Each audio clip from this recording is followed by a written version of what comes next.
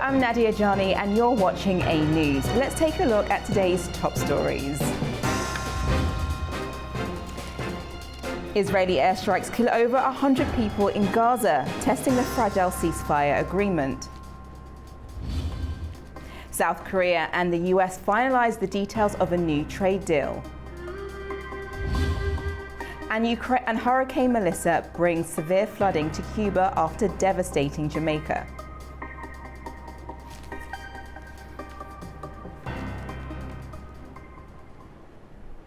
First this evening, less than 3 weeks after the Gaza ceasefire came into effect, Israel launched fresh strikes on the territory after both sides accused one another of violating the fragile truce. Local hospital officials report that at least 104 Palestinians were killed. The Israeli military said in a statement that it would continue to uphold the ceasefire agreement and would respond firmly to any violation.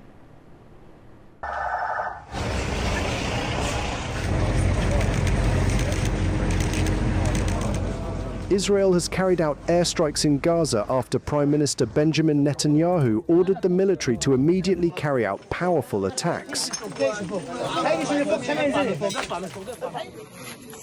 Dozens of Palestinians were killed in a series of Israeli strikes, according to Gaza's Hamas-run civil defense agency and hospital officials.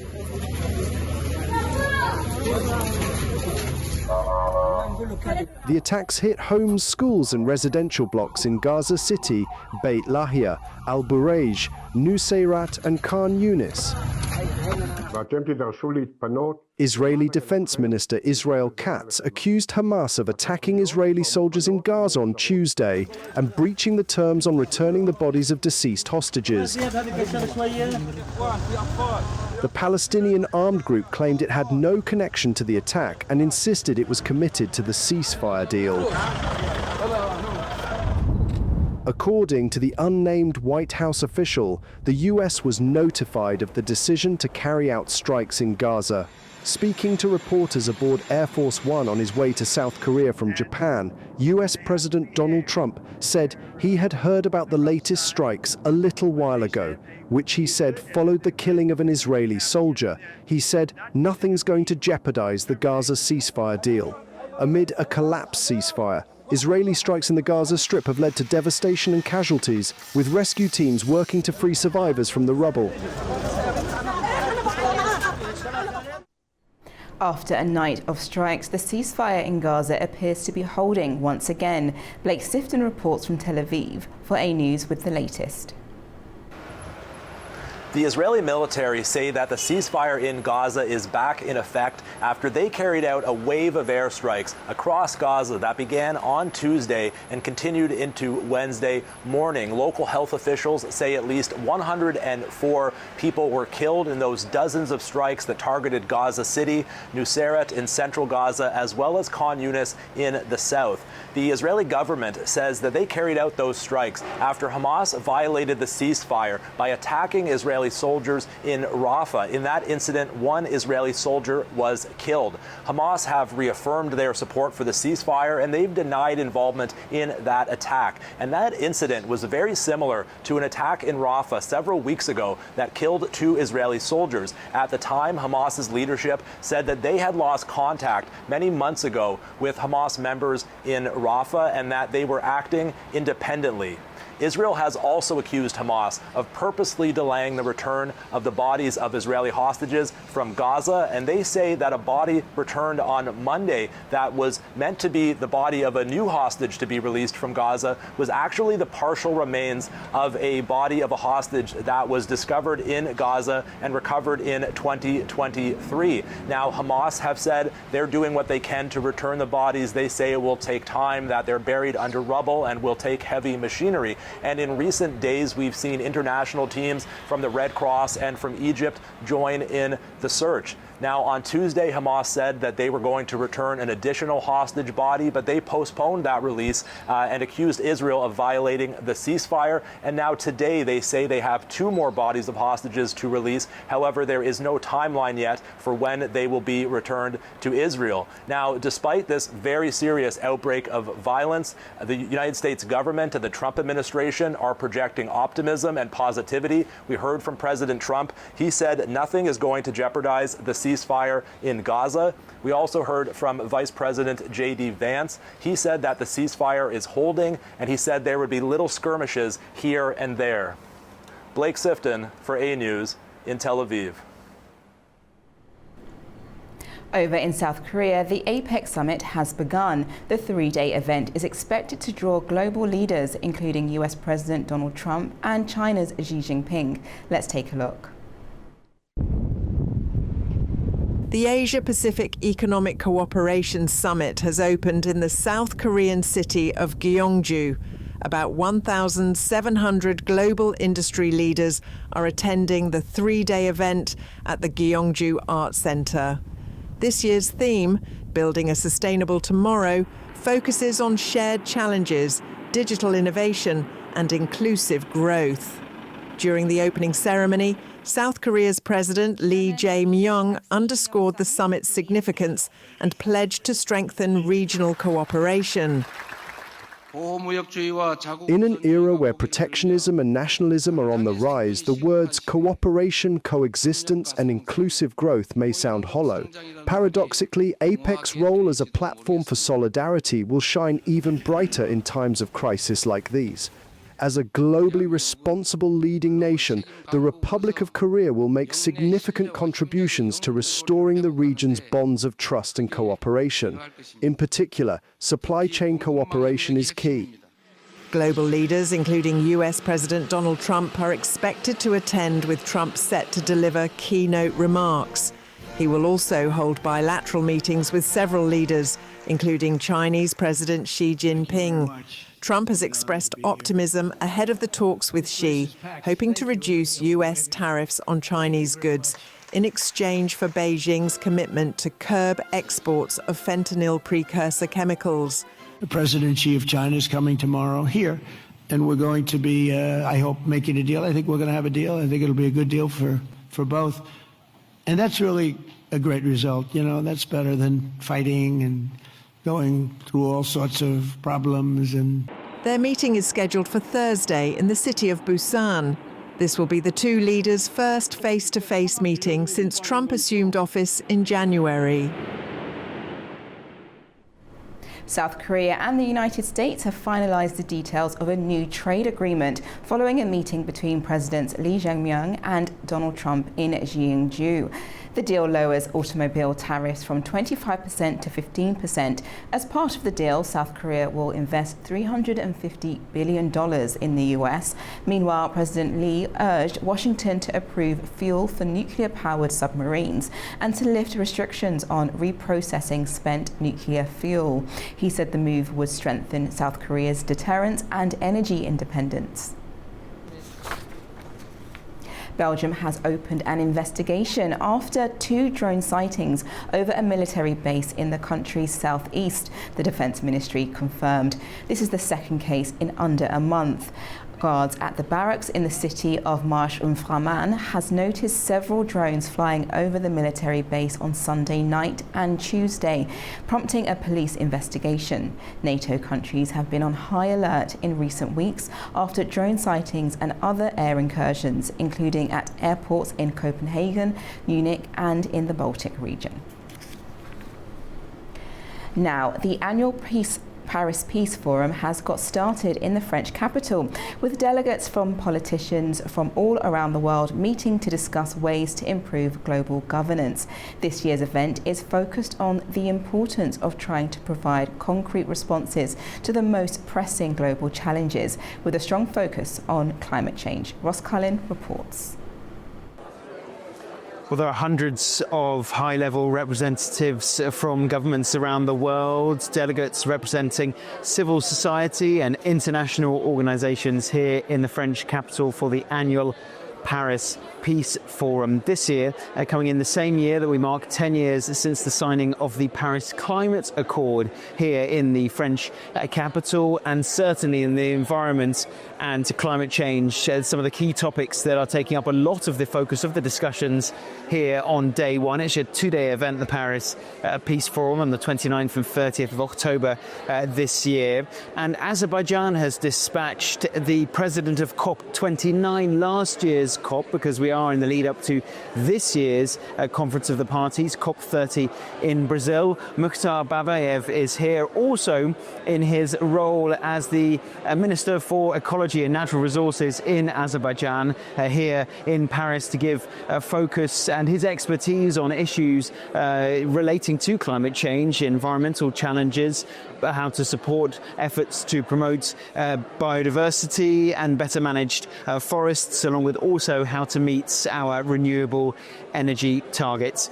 The host overall, the French President Emmanuel Macron, and he will be here later on Wednesday to close out the first day, take part in some of those round tables. But it's not just the environment, which is one of the key focus priorities for this year's Paris Peace Forum. There are also seminars and discussions taking place on issues ranging from the war in Ukraine and gender equality to how to focus on transparency for artificial intelligence, along with the situation in the Middle East, focus on improving the efforts to support children around the world, and also the global debt crisis.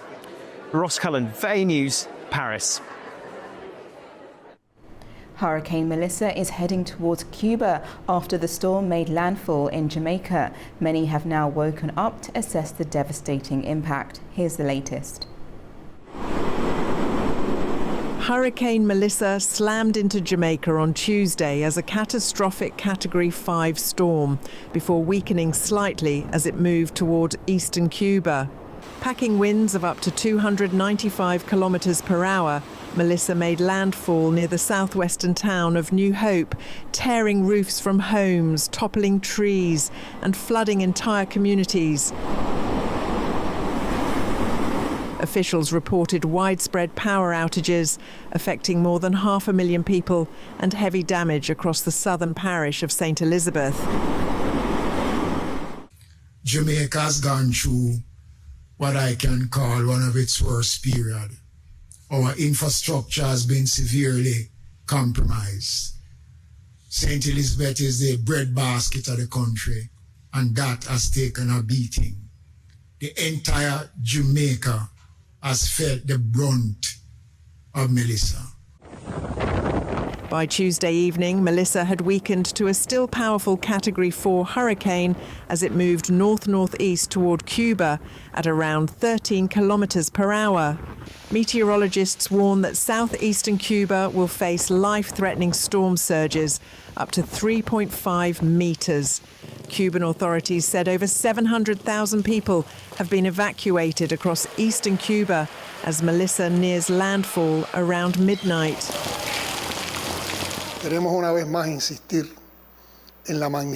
We want to stress again how big this event is and the need for people to understand the risk it poses because of its scale.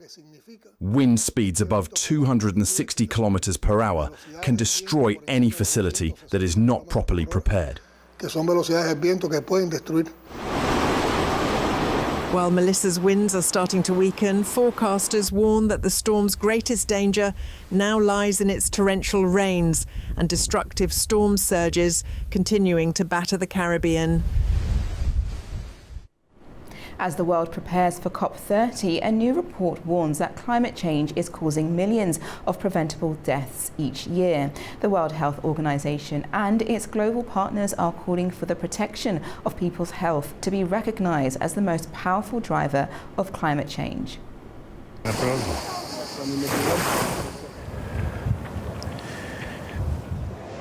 Climate changing is ravaging the health of people around the world. An influential 2025 report from the Lancet Countdown on health and climate change has warned that climate inaction is causing millions of preventable deaths each year. The report, which involved 128 experts from 71 institutions and UN agencies, highlights the devastating health impacts of rising global temperatures. The report put figures on some of the most deadly consequences. 546,000 people died between 2012 and 2021 because of exposure to heat. The report also highlights that 2.5 million deaths every year are attributable to air pollution from fossil fuel burning. We have new data this year showing that we had more than 150,000 deaths related to wildfire exposure per year, wildfire smoke exposure per year. So the death toll of climate change is rapidly growing, and that is particularly concerning. Key findings from the 2025 Lancet Countdown report are rising heat-related deaths, wildfire and drought impacts, economic strain, fossil fuel subsidies, dwarf climate finance, and benefits of climate action. The Health Journal's report, released shortly before the UN COP30 climate talks in Brazil, called for increased investment in zero-carbon energy and climate-resilient infrastructure and better planning for health challenges.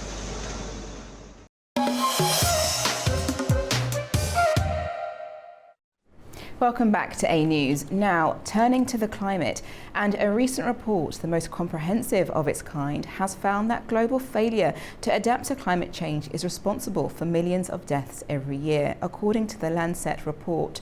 Rising global heat is now killing one person every minute around the world. Joining me now to discuss this is Vadim Nee, co-founder of the Save the Caspian Sea movement. Welcome. Thank you for having me today. No problem. My first question is, this report is quite eye-opening, especially with what we are seeing around the globe and most recently with Storm Melissa. What action does the world now need to take? Of course, the response measure is climate adaptation, because we are dealing not just the direct impact of the climate change, but combined with air pollution, water shortage, in some countries is the extreme weather events. Not in Kazakhstan, because we are in Central Asia, we are dealing mostly with slow onset events. So that's for our country, the climate death toll statistic is not available. In some countries, saw some reported data on maybe indirect victims of the climate change. So it's important for us to adapt the rising temperatures and also to address in our healthcare system that's new challenges for the human healthcare that's we are experiencing in the conditions of the climate change. Definitely, and obviously some countries are experiencing it more than others. However, it's also happening here in the Caucasus if we turn to what we see within the Caspian Sea, which is receding at an alarming rate. Are countries now waking up to the climate changes that are impacting them closer to home? For our countries, what is uniting us with some Caucasus countries is the Caspian Sea. Of course, we are experiencing the shrinkage of the Caspian Sea, and it's leading us to the situation of water shortage already in some cities. Because, for instance, in Kazakhstan, Aktau city is using the water from the Caspian Sea for drinking water supply. And of course, it's with shrinkage of the Caspian Sea, the level of pollution is increasing, not just because of the more expansion of the oil development on the Caspian Sea, which is also taking place in Kazakhstan. We are that's what we should deal with in this situation is the increasing water pollution, which of course affecting the human health. Still, we are lacking data on how the climate change and increased water and air pollution affects human health. Well, COP30 is set to take place next year in Brazil, when world leaders will all be in attendance. Do you think things can change, and will countries be put to task on changing or being a part of climate action? I have been engaged in climate COPs as a negotiator by Kazakhstan for a long period of time, but I was not a part of the delegation since the COP in Madrid, which was pre-global pandemic COP. Actually, I'm quite pessimistic about what we can do at climate COPs. It's more the platform for negotiations, for discussions of the climate change issues at the global agenda. But what is needed and what we are lacking is the action at the national and local level. And unfortunately, the ambitions at the local and national level not very much dependent on what is discussed at the climate COPs. That's why I'm not so actively engaged in climate COPs after Madrid and trying to do what is possible at the local level.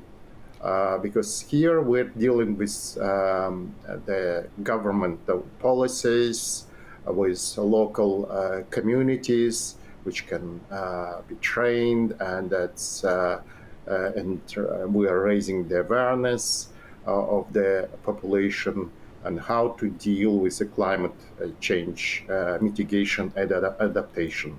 So are you saying that... But still important, of course. Yeah. Of course. Yeah. So are you saying that more attention needs to be given to, within countries, local and national policy attention when it comes to climate action and the actual things that need to be changed on that level?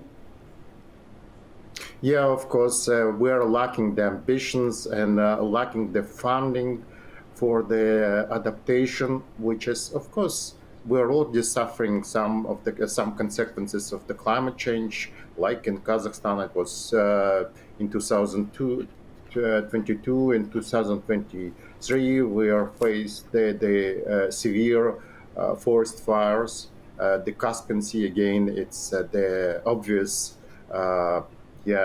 consequence, shrinkage of the Caspian Sea is obvious consequence of the climate change. But actually, we are at the global level, we are just trying to discuss the how many billions the developed countries will spend for developing countries, and whether it's ambitious enough, or how big is the gap between what was promised and what was really provided as international climate financing. But countries like Kazakhstan, Azerbaijan, we have some our own funds to at least to invest them in climate mitigation, in energy transition and climate adaptation, and we are doing it, but not enough to address it properly. Yes, and it's something that now is, with this report, will hopefully bring more attention to it. However, Trump has made public statements now that he's now in his second term in office about climate change and actually labelled it a con job. Do you think that's a problem, and should we challenge that as it impacts the world globally? Of course, the Trump stance on the climate change was considered as a problem even during his first term. But I expected that sooner or later, with Trump or without Trump, some political leaders will reconsider their position on the climate change, and from developed countries to reduce their pledges on international climate finance. They will not do it directly, but they will do it indirectly, and will try to say that is climate change is not so important. There are more important priorities for the country development, or that is more important to develop their own countries.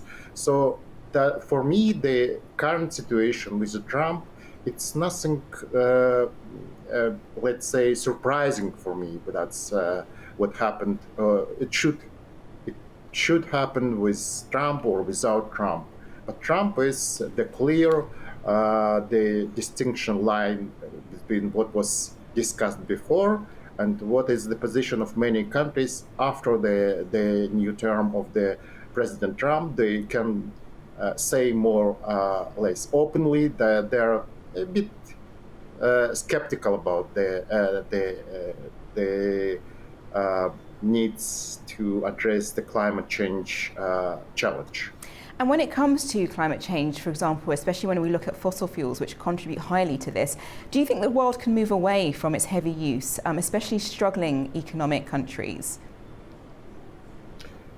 They will do it. Of course, it's the current trend to transition from fossil fuel to renewables is taking place even in countries which are exporters of fossil fuel, and their economy is very dependent on the export of fossil fuel. But we will deal with the mixture of fossil fuel, traditional energy with renewable energy, I think. I would not expect that all the countries will reach the net zero emissions by 2050 or 2060, except maybe Europe or the European Union.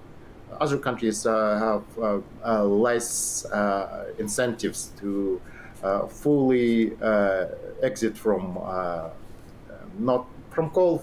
Of course, they will exit sooner than later, but from oil and gas, it will take place maybe until the end of the century. I'm trying to discuss it from the point. Yes, and I just want to quickly. Realist, no. And I just want to quickly go back to the Lancet report, because the WHO says protecting people's health should be the most powerful driver of climate action. Why do you think health hasn't yet been placed at the center of climate policy? They are doubting. I can discuss it on the example of the report, similar report made on one of our neighboring countries, where the death toll was reported even on children. And then, of course, the officials, they denied the report because it's making their job even more stressing. That's why they're trying to address the air pollution and dependence on fossil fuel by moving such installation and enterprises further away from settlements. But in some countries, even they constructing new coal power plants. That's what is. They are lacking the water for developing hydro energy, for instance, or lacking with the increasing population, they have to address and use the coal and oil and fossil fuel at large. Yes. Well, thank you so much for your insights and for joining me today. Thank you, Mr. Ni. Thank you for having me today for this global bulletin. Thank you.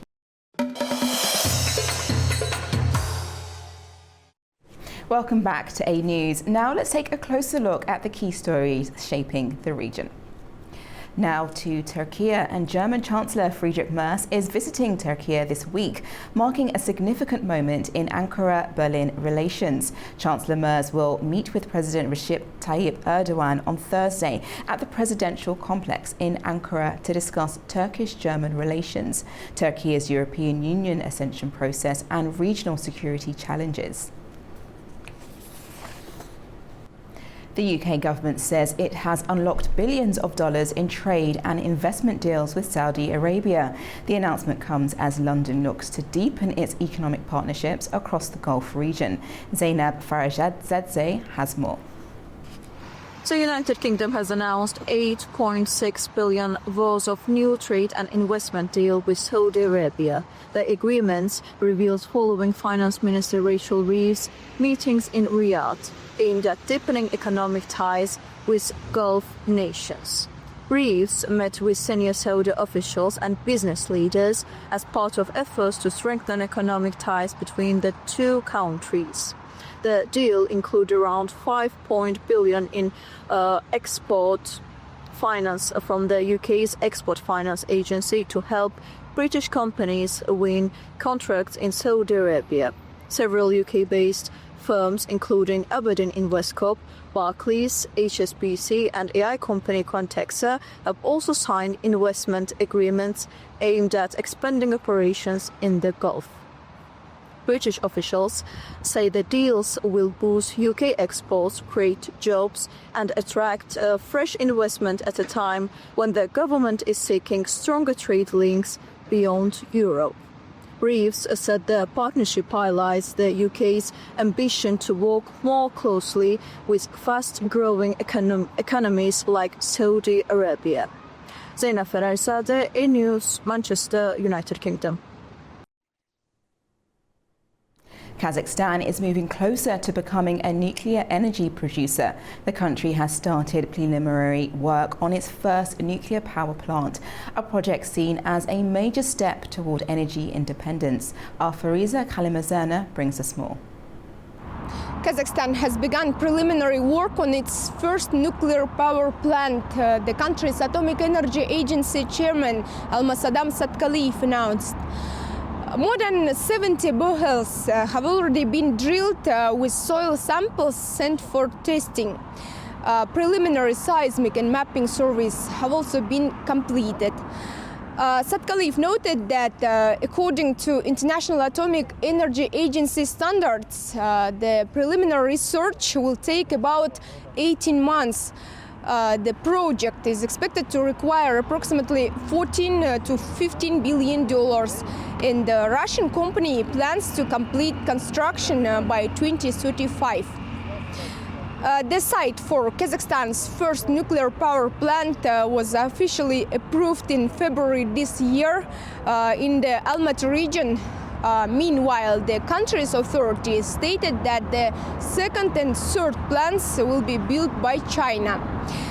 In October of last year, a referendum was held in Kazakhstan with official results showing that more than 71% of citizens supported the construction of a nuclear power plant. Later, President Tokayev announced that the country would build not one, but 3 nuclear power plants, emphasizing that this is important for creating a new energy sector that will provide a solid foundation for economic development for decades to come. At the same time, experts note that the Chinese plants could be built faster and cheaper than Rosatom's project, and they express doubts about Russia's ability to fulfill long-term commitments amid economic pressure, sanctions, and the ongoing war. Fariza Kalimurtina, Almaty, A News. The US government plans to set up its first working groups with Azerbaijan and Armenia by the end of the year. The initiative aims to implement historic joint declarations and a memorandum of understanding signed on the 8th of August in Washington. The working groups will focus on border demarcation, mine clearance and other cooperative efforts. The US welcomed recent steps by both countries, including Azerbaijan's decision to allow cargo transit through Armenia and civil society meetings in Yerevan. In Georgia, the political landscape is shifting dramatically. The ruling Georgian Dream Party has taken the bold step of asking the Constitutional Court to ban 3 opposition parties, a move that is shaking the foundations of the country's political system and raising serious questions about Georgia's future direction. Nini Nikolashvili has more from Tbilisi.